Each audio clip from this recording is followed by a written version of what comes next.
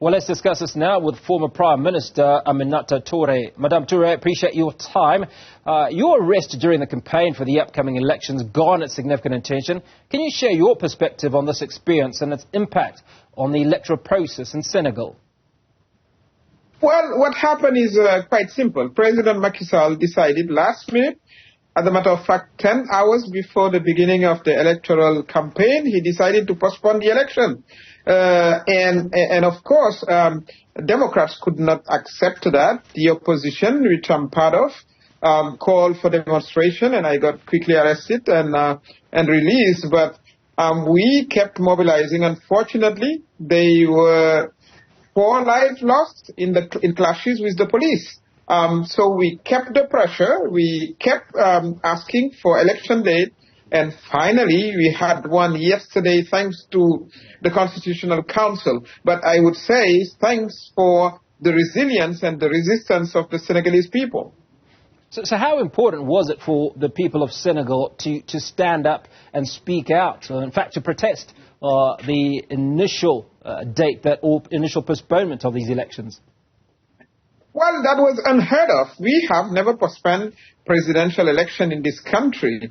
In modern history of Senegal, it never occurred. But let's backtrack a little bit. Month before, last year, President Macky Sall was trying to have a third term, actually. When asked by the media, he would say, well, neither yes nor no.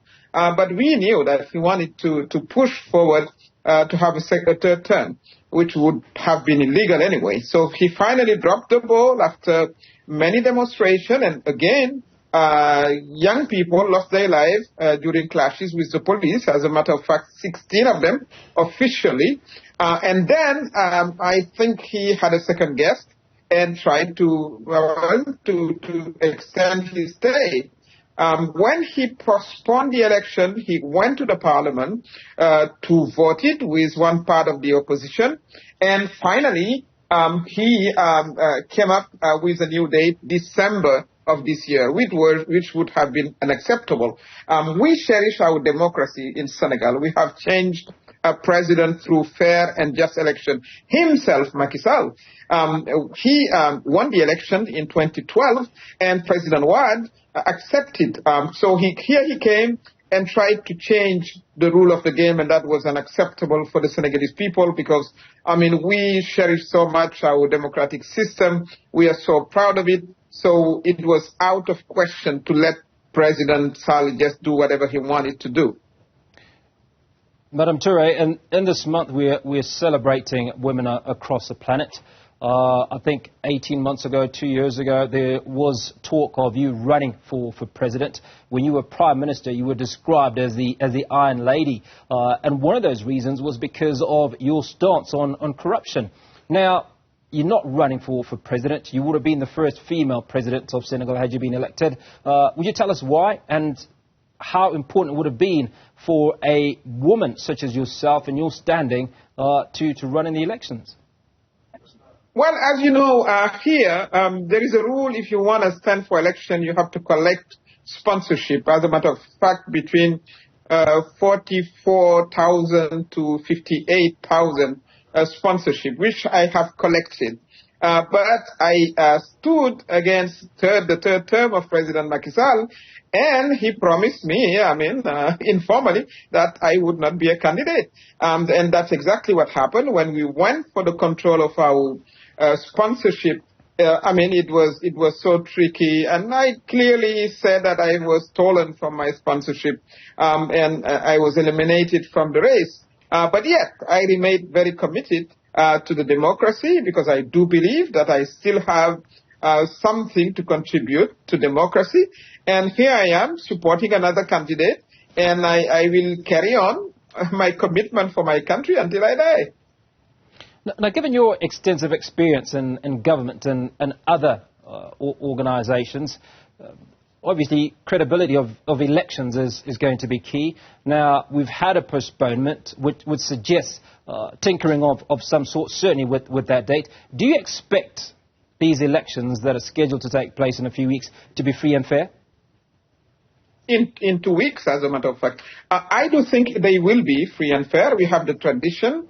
the civil servant organizing the election are not involved into politics most of the time, and it's very difficult to corrupt the system.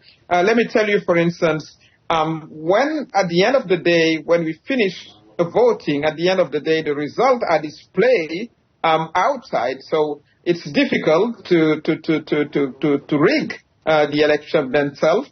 And I do expect a free and fair election. The opposition also will make sure that they have representatives in all centers, voting centers.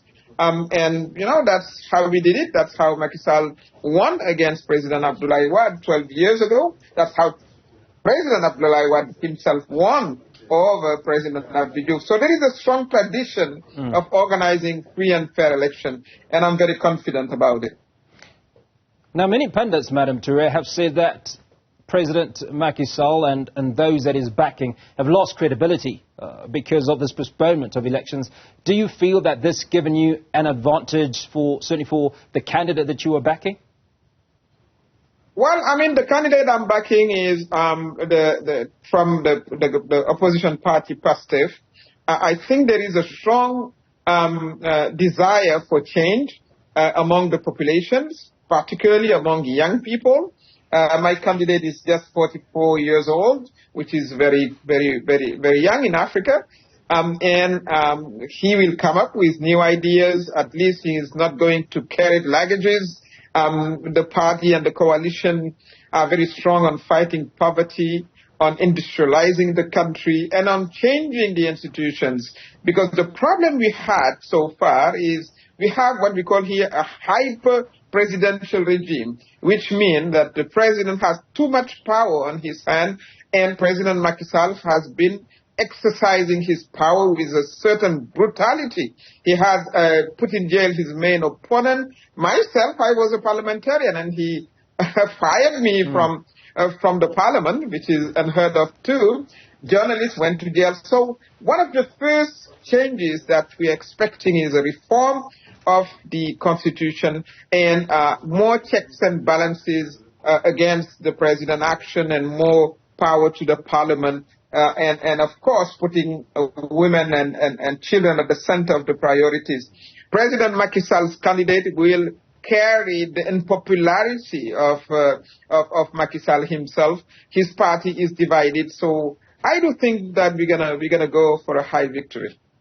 And finally, Madam Touré, before we let you go, just what words are you giving to encourage first-time voters, particularly the young women that are voting in this month of Women's Month? Well, they have to be daring. They have to have the courage. They have to carry on. They have to get engaged in public activities, in politics. And the future is theirs because Africa is a young continent.